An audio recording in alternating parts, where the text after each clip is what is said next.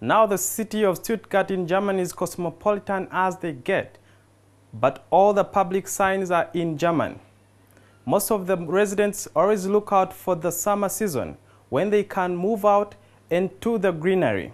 The old city hosts the number of historical structures, electronic shops, as well as the United States Africa Command headquarters. It takes about 8 hours from NTV airport to Amsterdam, the first stop before Stuttgart, which is about 6,500 kilometers away. There is no direct flight from NTV to Stuttgart. It's at Schiphol Airport in Amsterdam that you can take another plane, the city hoppers, to Stuttgart. Right now I'm at Stuttgart Airport, which is about 1 hour from Schiphol Airport in Amsterdam, and it is from this point that I will take you to show you more exquisite things about Stuttgart, Germany. Stuttgart is a cosmopolitan city teeming with people from other parts of Germany and the world over. During the Second World War, which ended in 1945, Stuttgart was the most affected city in Germany. Many buildings here were bombed to rubble. The rebuilding of the city after the World War II was started by women referred to as rubble women because their husbands had not returned from war. It took 40 years to rebuild Stuttgart, which is now the biggest industrial town in Germany. Stuttgart is home to the famous Mercedes Benz and Volkswagen manufacturers. There are also many electronics plants here. Indeed, there are several Mercedes Benz museums in the city with the popular vehicles sign distinct atop the building as a symbol of pride. An ordinary Ugandan will get the shock of his life here when he sees the sleek cars back home owned by the rich being used here as taxis or what Ugandans call special hire. The Germans even hope to use better models than these as taxis. Stuttgart is home to over 600,000 people living in the city center and 1.6 million others in the greater area.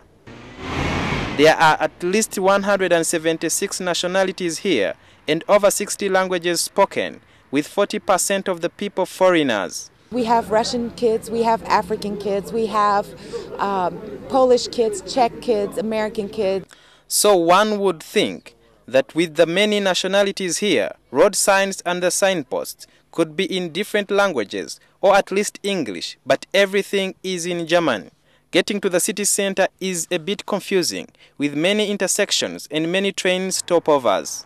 If you are not careful, you might fail to locate where you came from. Me and my wife have done since we've been here. We got lost, and we went ahead and we were on the bus station, and someone just came along and helped us out.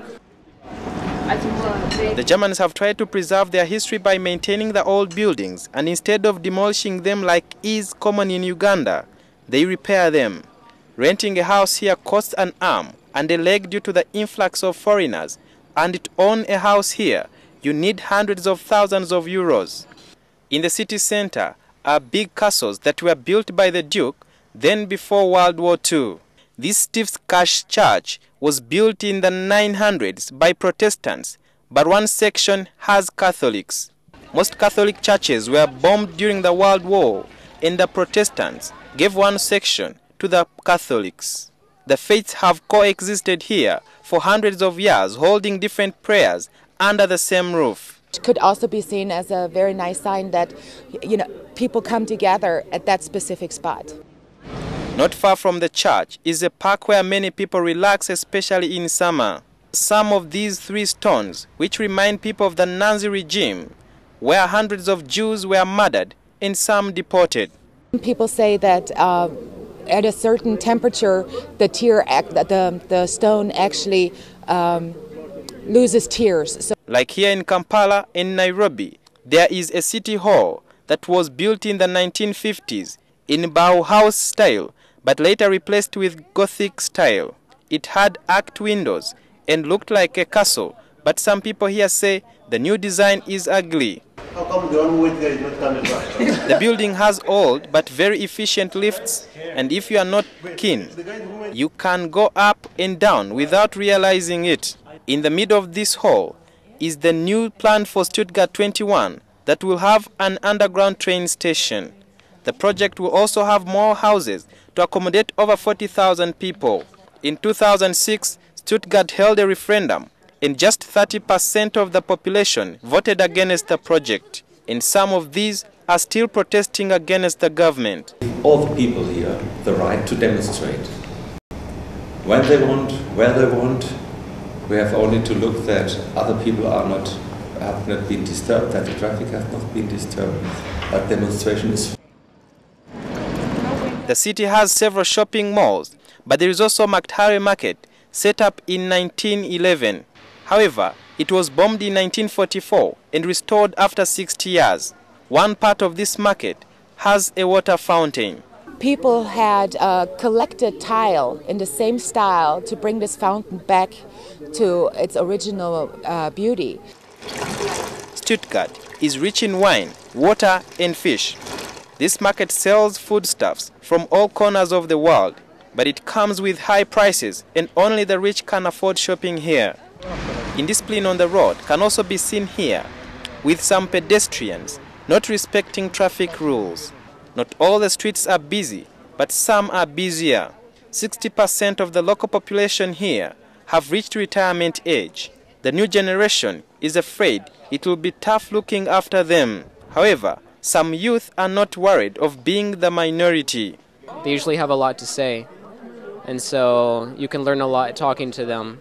It is very expensive to raise a child under daycare. A lot of people choose the career over family planning, and that can be a very big problem when, for example, in 20 years or in 25 years when I go retire, who's going to pay into my retirement fund so I can actually retire comfortably.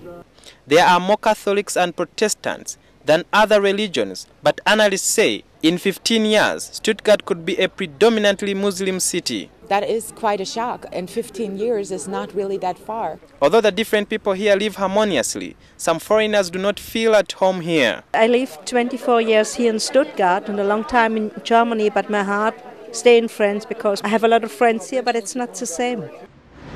In summer, the sun is still overhead by 9 p.m. and it is then that many prefer having their dinner. The Germans say that live today like there is no tomorrow instead of living tonight like there is no money.